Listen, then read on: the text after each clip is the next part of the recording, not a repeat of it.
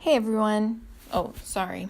I actually mean, hey study buddies. So today what we're going to be looking at is price controls. Essentially, this is when the government intervenes in a free market. So we can have either a price floor and a price ceiling. We're going to look at each of those, give an example, and so hopefully you'll get a better understanding of the two.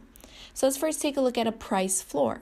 A price floor is a minimum price set above the equilibrium price. So essentially, if you have a price floor, this is your market equilibrium, that point in the middle, right? So right here, it's your price equilibrium.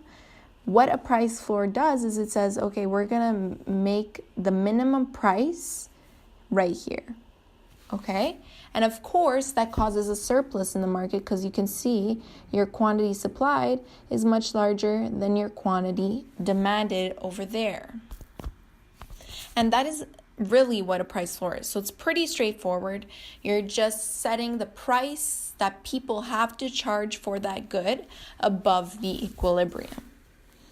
Now, we're going to take a look at an example. So an example would be agricultural price support. So let's say this is where it's set. Why do they do this? In this case, it helps overcome unstable prices throughout the year because we know agriculture prices will fluctuate depending on the season. Also, you can say that the farmers will win, right? But at the same time, the consumers and taxpayers lose because now they're going to have to pay more. So what are the problems and effects of a price floor? Well, of course, with that surplus, you have a lot more supply than is being demanded. So the government, at the end of the day, they're going to be forced to buy, dispose of it, donate, turn into non-perishable for storage, all these goods. And also another problem is that consumers are forced to pay more, and that may create problems if there are substitutes or they can do without that product. Now let's take a look at a price ceiling. So price ceiling is the opposite. So here is our price equilibrium.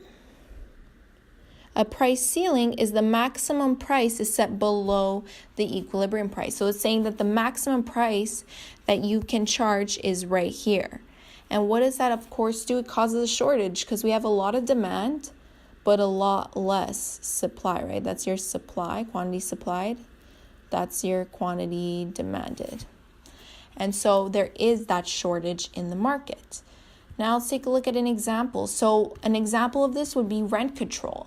Rent control, sometimes governments will set that price lower in hopes that they're going to be helping people buy apartments, right?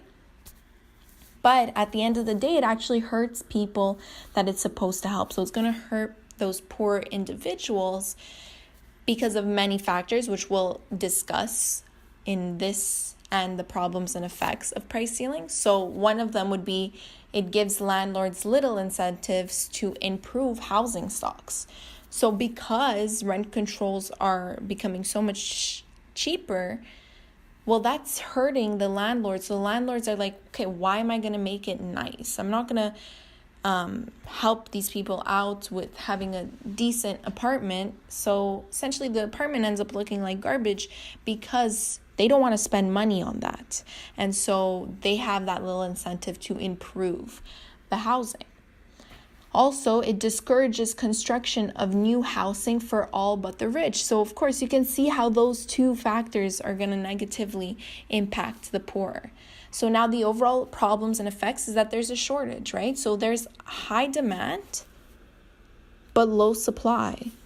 And so what that typically does is it creates an illegal or black market, which also isn't good for the poor because that could happen with rent controls as well. And finally, product quality. It's going to obviously decrease the product quality because sellers will try to reduce costs in order to regain profits that they lost by that lower price. So that's pretty much it for price controls and price ceilings. I hope you guys enjoyed this video. Thank you so much for watching and bye.